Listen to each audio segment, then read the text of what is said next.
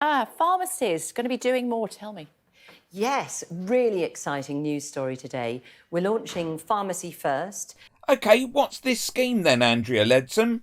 and I'm pleased to say over 90% of all community pharmacies have opted to sign up to it.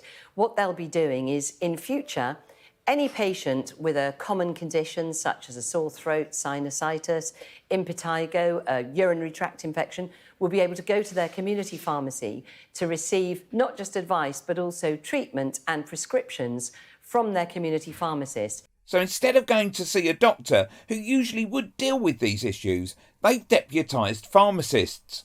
This seems to be the Tories' approach to most problems. Get those who usually assist and give them more authority.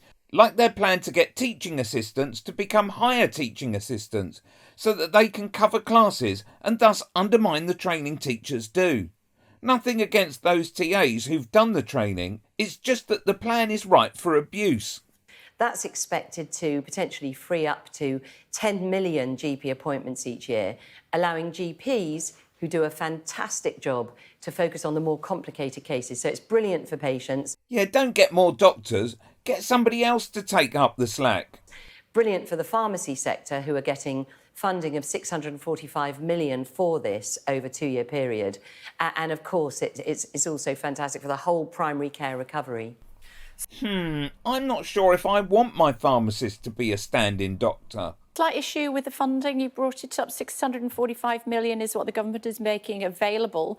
We've been hearing from the chief exec of the Association of Independent Multiple Pharmacists saying they are severely underfunded to the tune of 1.2 billion. So there's a 600 million pound shortfall there.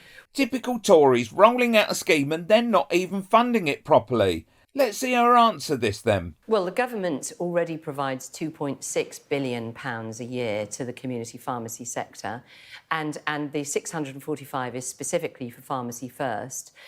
Pharmacists do a huge amount already in, for example, providing blood pressure checks, which saves lives.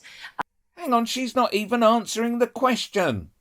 Providing oral contraception to young women, so you can get your oral contraceptives from your pharmacist rather than waiting for a GP appointment. So they already do a fantastic amount to support patients.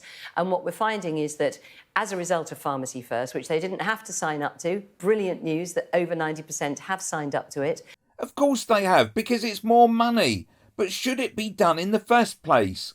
What that will do is it will increase footfall through the pharmacy sector, which is thriving, by the way. You know, 4 in 5 of us live within a 20-minute walk of a community pharmacy. When I want to get my medicine, I'll go to the pharmacy, but I'd prefer to go to the doctors.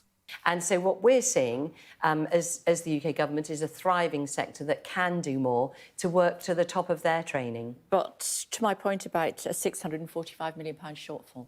Yeah, Leadsom, answer the question about the shortfall. 2.6 billion per year is provided to the community pharmacy sector. The 645 million is the extra to just pay for the Pharmacy First contribution. But there's a shortfall of 1.2 billion. My maths is terrible. But if you offer them 645 million... Plus 2.6 billion. Yeah, so why are they suggesting... I'm not sure about the figures that have been provided there. Well, we'll leave that there, but what are your thoughts? Another painting over the cracks of structural damage, or a good solution to a growing problem? Click here for a video on your thoughts. Is there such a thing as a decent Tory?